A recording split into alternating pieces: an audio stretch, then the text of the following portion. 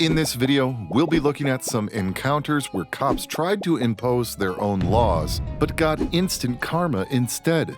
So without any further delay, let's get right into it.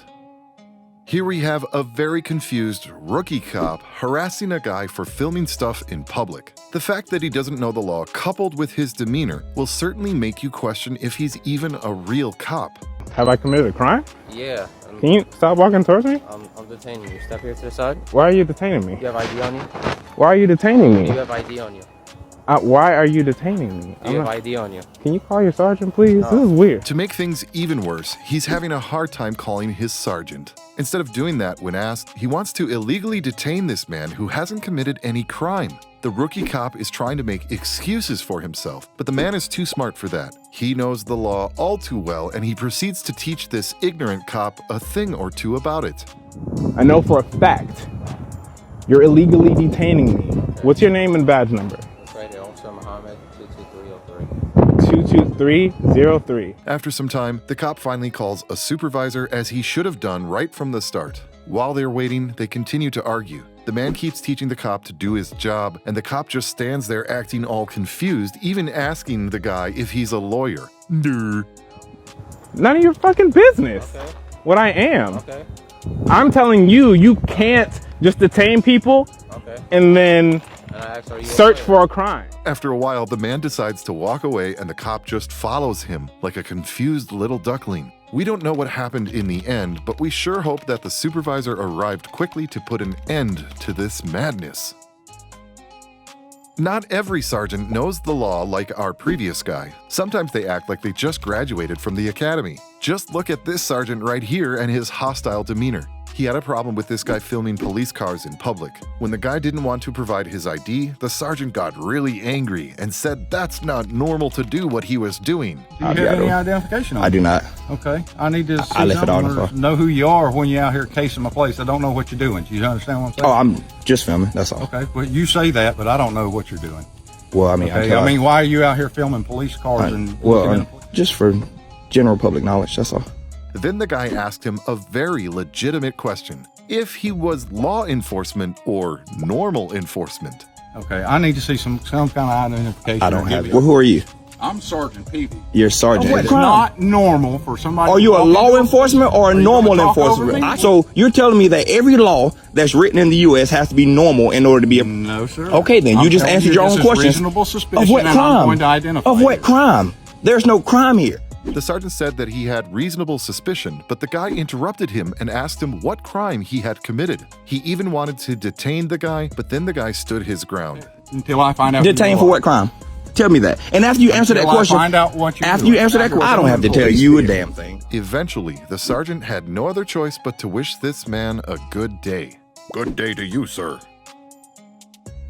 Here we have a chief repeatedly asking the man to identify himself because he was filming in a public lobby. Who are you? I'm the chief. And if you're going to come into my lobby and videotape, in today's day and age, I think I have the right to ask you to identify yourself. Okay, is it not a public lobby? It is, Okay. but this is a little bit. Is photography a crime? He thought he was going to get away with giving unlawful orders, but what he didn't count on was that this guy knew the law. I need your ID. I'm asking if photography is a crime. I need your ID, It's sir. a yes or a no. I need your ID. Why, do you suspect me of a crime? Do you suspect me of a crime? Because in the state of We Utah, have the right to identify it. you can ask, but in the state of Utah, you have to suspect me of a crime in That's order to... not true. So it's a stop and ID state, huh? Without even suspicion of a crime. I can tell you, I'm news media. I'm here filming. Well, that would be nice to know. And that's all you need to That know. would You be didn't helpful. ask. The guy explained that he was filming in a public lobby and asked the chief if photography is a crime. He also asked him if he was suspected of committing a crime. Instead of answering that, the chief took out his phone and asked for backup. Then the guy revealed that he was news media, and the chief asked him for press identification.